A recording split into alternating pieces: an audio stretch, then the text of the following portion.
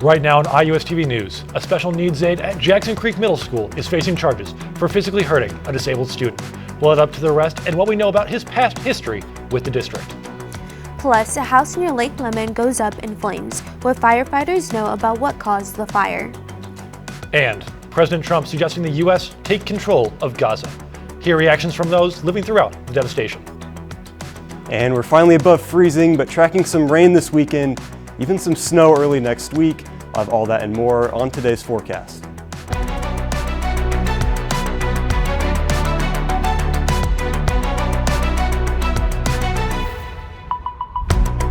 Tonight, a teacher's aide at Jackson Creek Middle School is out of a job and now facing charges. Thanks for joining us. I'm Mike Badrov. And I'm Jasmin Williams. You're watching IUSTV News. The investigation into the man began last week. Our Ashton Hackman read through the court documents and has the details. Court documents say that teacher's aide worked here at Jackson Creek Middle School for only 3 months before the incident. He transferred from Bloomington High School South. District officials say they moved quickly to investigate these allegations and fired that staff member.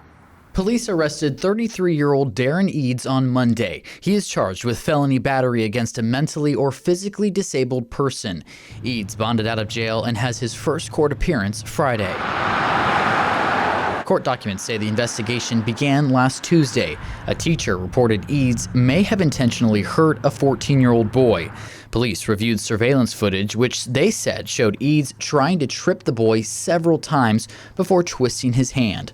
The boy then began crying, and another teacher came to help. Eads said the boy just started randomly crying, but when police later asked the boy, he said Eads twisted his finger and it hurt. In a statement, a MCCSC spokesperson said, quote, "The safety and security of our students is the highest priority to MCCSC. MCCSC continues to collaborate with law enforcement in its investigation." Now, I did ask an MCCSC spokesperson why Eads was transferred from Bloomington High School South here, and if there was any previous allegations of misconduct. I got no response. Reporting from Jackson Creek Middle School, Ashton Hackman, IUSTV News. Eads is charged with a level 5 felony. If convicted, it carries a maximum sentence of 2.5 years. A Bluebird employee is facing charges after she allegedly intentionally burned her coworker with nitrous oxide. 22-year-old Pandora Langley is charged with battery with moderate injury. Court docs say Langley and another coworker were at the bar's Christmas party on January 12th. She then reportedly burned the other girl's thigh with nitrous oxide. The girl got second-degree burns. Langley was arrested on Sunday. Bloomington police are investigating after a 14-year-old boy was found shot in the leg over the weekend. We're told it happened Sunday in the Crestmont neighborhood. Police said the teen reported it happened while he was asleep on a bench, but later said the shooting happened at an apartment in the area. No other information on the shooting was immediately available. Another shooting happened Friday night. Police responded to an apartment building on South Walnut Street around 7:15. We're told a 30-year-old man was found with a gunshot wound to his hand. Police said the man reported it happened while he was trying to unload a friend's handgun. A later search warrant on the apartment ended in an arrest of another man who is charged with a felony possession of a handgun without a license. A massive fire caused heavy damage to a home near Lake Lemon. Monroe Fire said it happened around 6:30 Tuesday night on North Brummets Creek. Firefighters ruled the building was unsafe for fire crews to enter. The roof later collapsed and firefighters spent several hours putting it out. No one inside the home was injured. The fire remains under investigation. Let's get a look at the weather. It was a little bit warmer today after the chilly and raining conditions yesterday.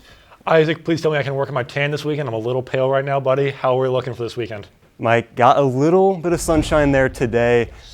This weekend, don't think you're going to like the news. Let's look at the current temperatures here. 46 in Bloomington, and then a little colder off to our east. 45 in Rushville, and then off to our west, we have 49 in Washington. Overnight, going to get pretty chilly. 9 p.m. it'll be 36 degrees. As we move into midnight, it'll get into the 30s. And then overnight into the 3 a.m. hour, it'll be 32. Just at freezing over there overnight.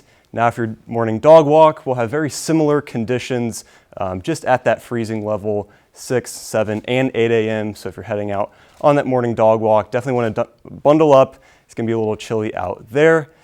Coming up in the forecast today, definitely much cooler this week. We are tracking some rain this weekend and even some snow early next week. I'll have all that and more a little bit later on. But for now, back to you guys at the desk. Isaac, not the news I wanted, but thank you. Drivers who take Interstate 69 heads up.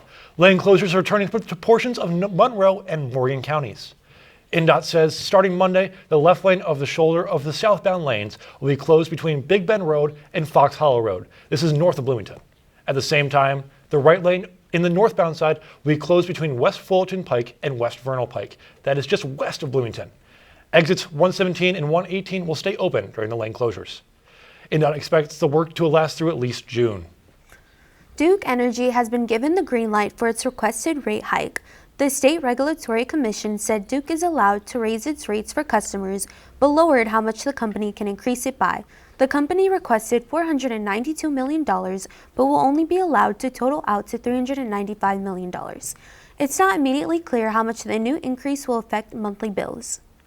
Indiana Attorney General Todd Rokita is once again facing charges from the state's disciplinary board.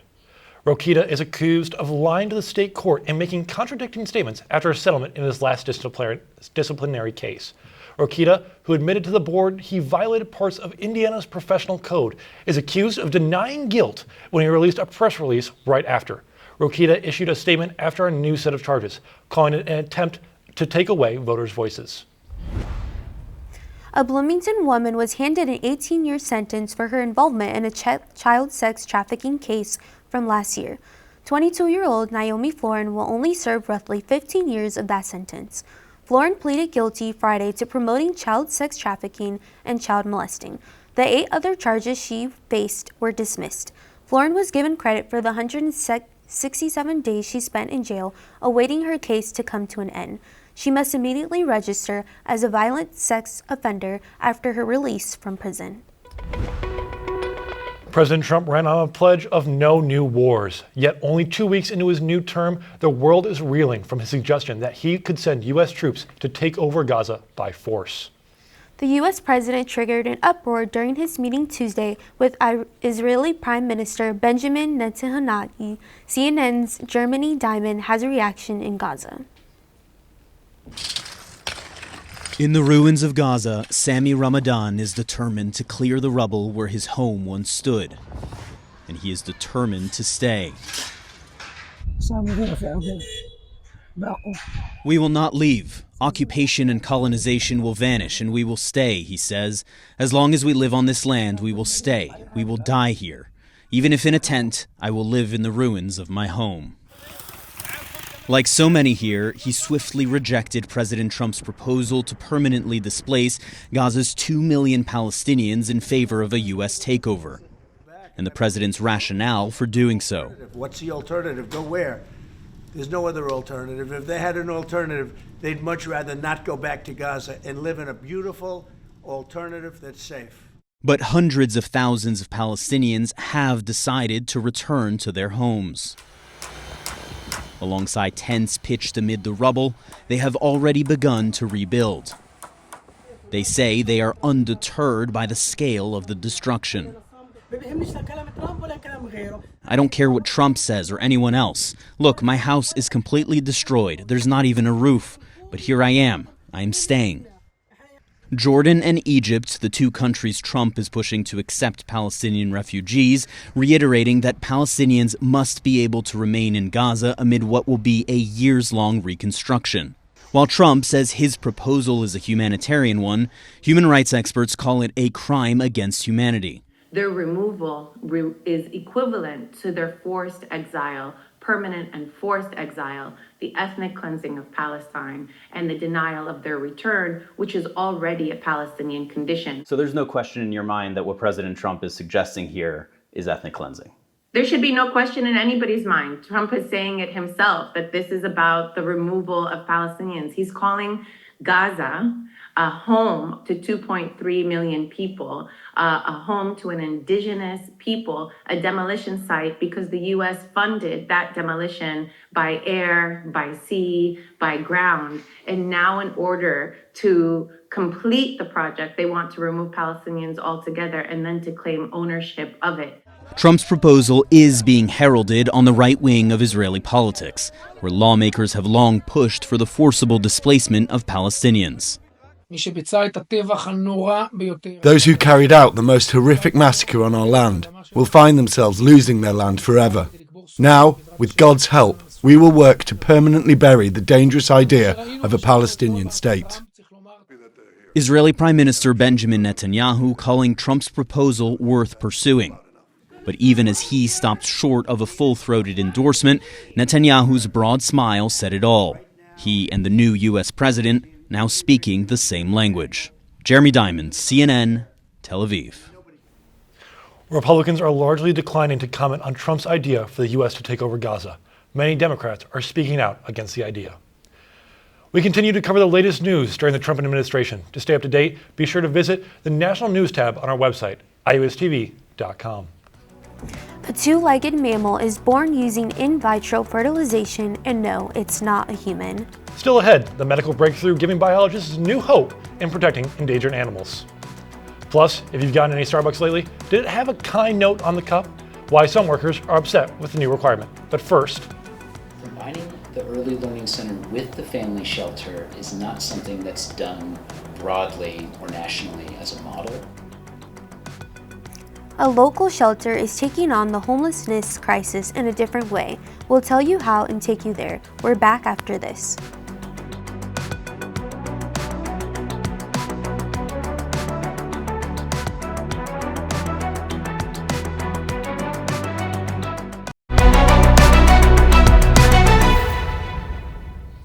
New Hope, located at South Morton Street and West Patterson Drive, is Bloomington's only emergency shelter. Our Dana Belmer gives us an inside look how New Hope is making a difference for families experiencing homelessness. If you live in Bloomington, you know about our city's issue with homelessness. But there's a shelter out in our community that is tackling the challenge one family at a time. New Hope for Families provides emergency shelter and early learning services and a variety of other supportive services for families that are impacted by homelessness. Access to daycare and homelessness are two large parts of New Hope's mission, and it wouldn't be as successful without the help of volunteers. New Hope for Families does a really good job. We're really proud of it. Combining the Early Learning Center with the family shelter is not something that's done broadly or nationally as a model, but it's something that is really successful. The only reason we can do those things is because people in our community help us. Overall, the state has around a 30-35% success rate. New Hope is at an 85% success rate. Because of its success, New Hope gets to see many families thrive after leaving the program.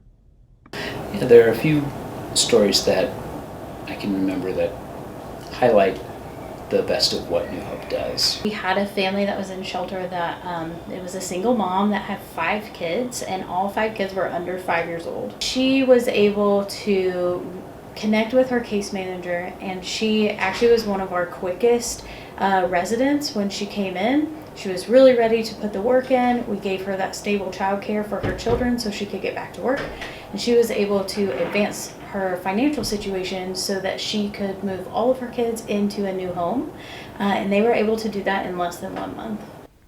New Hope would not be as successful if it weren't for their volunteers. If you are interested in making an impact, email Jim Olson at development@nhfsinc.org. First-time claims for unemployment benefits rose more than expected last week. The Department of Labor says an estimated 219,000 initial filings were made for unemployment insurance. That's an increase from the week before, but the level remains relatively low.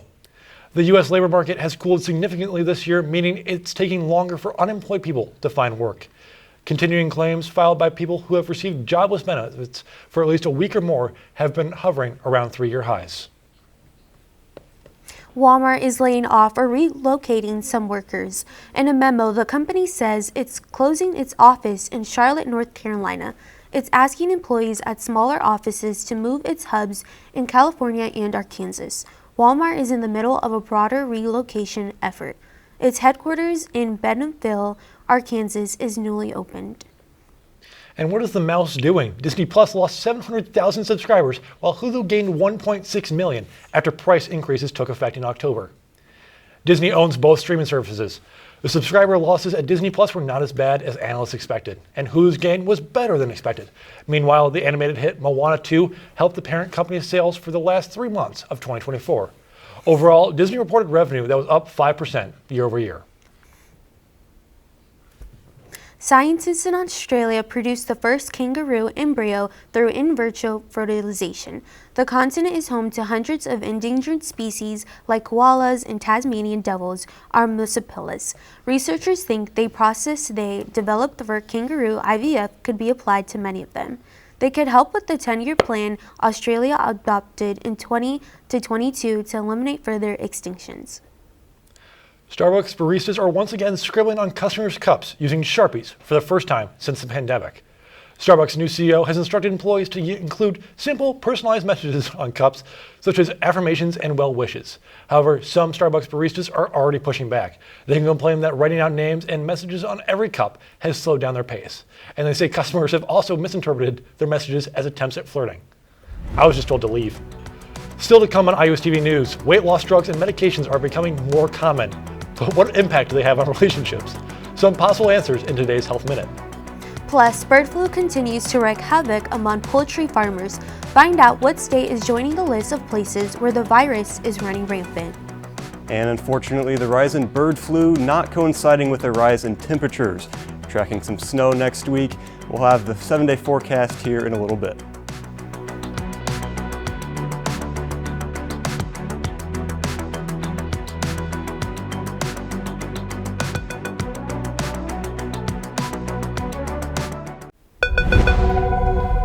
Demand for the popular GLP-1 drugs have skyrocketed. But while many can see health benefits like weight loss and blood sugar control, some experts say shedding pounds can also impact relationships. In today's Health Minute, Mandy Gaither talks to a psychologist about how the medicine can strengthen or weaken a person's connection to their partner. It's a huge life change. Losing large amounts of weight can make us healthier, even happier, but some believe it can also lead to other changes. In general, anytime somebody undergoes a significant change in their life, it will impact their relationship. Psychologist Leslie Heinberg with Cleveland Clinic says that impact can be positive or negative. Since GLP-1 drugs are new, it's unclear how weight loss due to the medicine may affect relationships, but there are studies into the toll weight loss surgery can take. Although most relationships remain intact, there is a significant increased likelihood to get married in the 5 years after weight loss surgery, as well as an increased likelihood to become separated or divorced after bariatric procedures. Heinberg says negative impacts can happen when a partner isn't 100% on board with diet changes or shifts in physical activity. There may also be a change in sexual desire, which can put a strain on a relationship.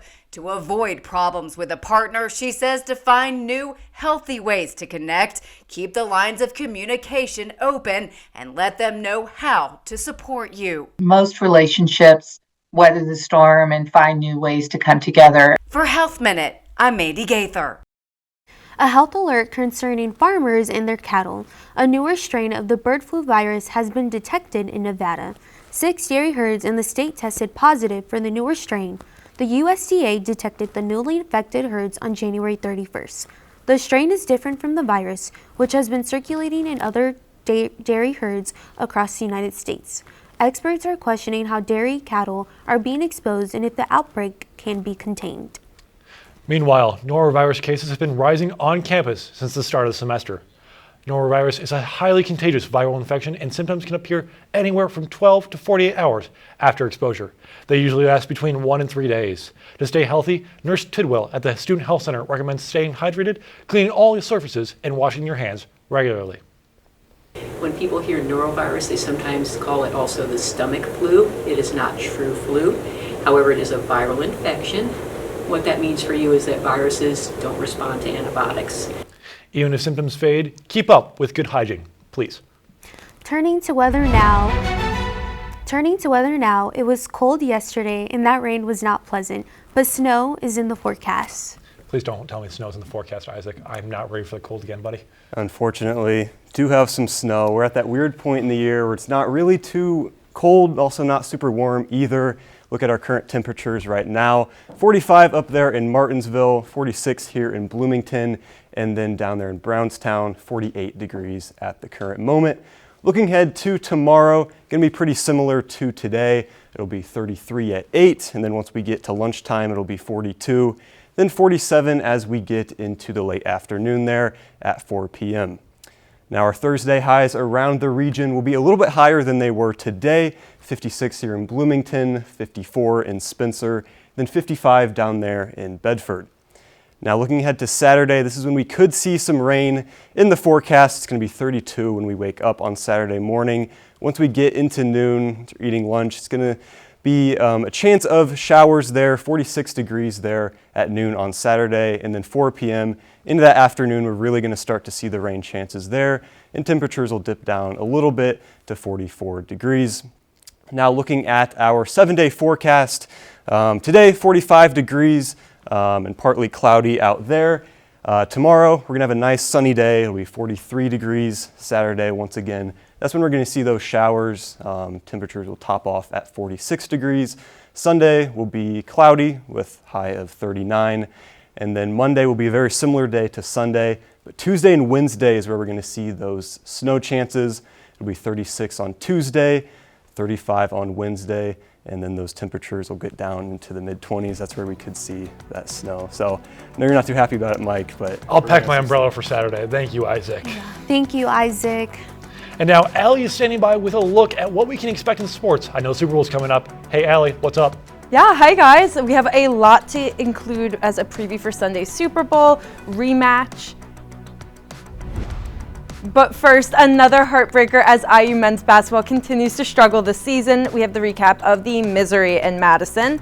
Plus, IU men and women's basketball have a new set of looks with a preview of that 3 alternative jerseys released this week. That's all next in sports.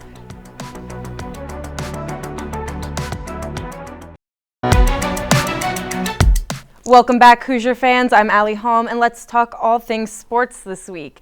Indiana men's basketball struggles to continue with a tough 76-64 loss to Wisconsin, extending their losing streak to 4 games. The Hoosiers were quickly overwhelmed by a 26-4 Wisconsin run to start the game off, struggling with poor defense and ineffective offense. IU's defense was particularly porous against Wisconsin's 3-point shooting, allowing 9 threes in the first half. Despite a solid second half where they outscored the Badgers by 10 points, the Hoosiers couldn't overcome the early deficit.